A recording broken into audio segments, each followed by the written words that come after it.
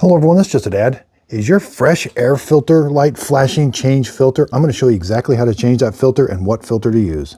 Refrigerator. This is model number LT120F. Okay, so if this light is flashing right here, this is your fresh air filter that needs changed every 6 months. Open your refrigerator. In the top here, this is the fresh air filter holder. Rotate it to the left. It kind of sounds like you're breaking it a little bit, but just rotate it. There's the filter. There's a little fan back there. Okay, so you're going to reach down here and grab this. Now, the new filter will come with these pieces taped on there, so it's going to come as an assembly like this. You'll see the word front. That's going to be facing you as you're holding this. It's not the other way. So you're going to put it in like this, and it just snaps into place. Now, let's go put it back in. It's even a little trickier going back in.